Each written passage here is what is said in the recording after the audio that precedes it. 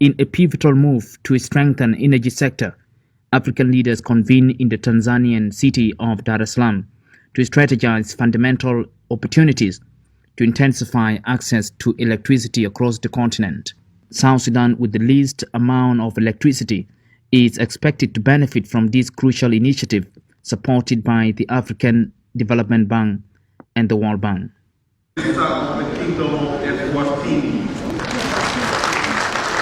With the millions of dollars announced by the World Bank and African Development Bank signaling their unwavering commitment to boosting electrification across the continent, it is not clear when exactly is that money reaching South Sudan. The African Development Bank's $20 billion desert power program will complement Mission 300 and develop 10,000 megawatts of solar power across 11 Sahel countries and provide access to electricity for an additional 250 million people. Therefore, the Mission 300 and Desert Power working collectively will provide 550 million Africans with electricity. The World Bank is actually putting $30 to $40 billion into this effort. Which is roughly, if you think about it, if you're putting $100 billion into IDA, a large chunk of IDA is going into this effort to help Africa enable its people, its young people, to achieve their dreams and their aspirations, which is exactly what the money should. Tanzanian President Samia Suluhu Hassan, whose country hosted the summit, acknowledges the role played by the international partners in helping the continent with resources to transform energy sector and call on the countries across the continent to expand electricity distribution to rural areas. Excellencies, in order to overcome hurdles impeding energy access, we need to take bold actions by increasing investment and financing for infrastructure development, from power generation to the last mile connectivity. And we must have an agreed roadmap among African states, our partners in private sector, keeping in mind that we have just 5 years to meet the SDG target as ensuring access to affordable, reliable and sustainable energy for all.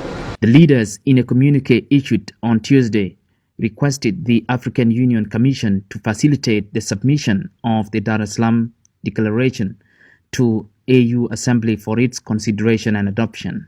The head of state that are attending the Africa Energy Summit were able to sign a declaration that is committing Africa collectively and individual countries to providing sustainable, reliable and inclusive, affordable energy.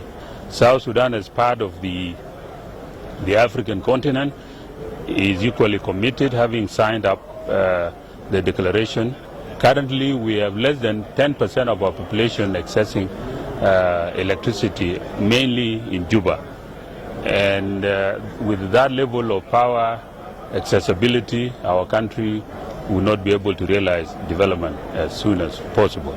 The governor of the Bank of South Sudan, Johnny Oisa Damian, the Undersecretary for the Ministry of Energy and Dams, Lam Tungwar, and officials from South Sudan Embassy in Tanzania joined the Minister of Finance and Planning, Dr. Marial Dongrin, whom the President delegated to represent him at the summit attended by several heads of state and government at Julius Nyerere International Convention Center in Dar es Salaam. The government is going to mobilize resources from within and from external sources to increase investment and power generation distribution across our country. This will ensure that the economy grows and also our people will not only get employment, but their lives will be improved. Today at the Africa Energy Summit in Dar es Salaam, the World Bank, in collaboration with the African Development Bank, have promised $40 billion United States dollars to support the African energy sector, with South Sudan being the least electrified country in Africa. Is also expected to benefit from this initiative, as it will encourage investors to establish more factories or industries in South Sudan to ensure the country produces its own goods or other essential materials to be exported to other countries in the region, and primarily to create jobs for citizens. Abraham Aken, SSBC News, Dar es Salaam, Tanzania.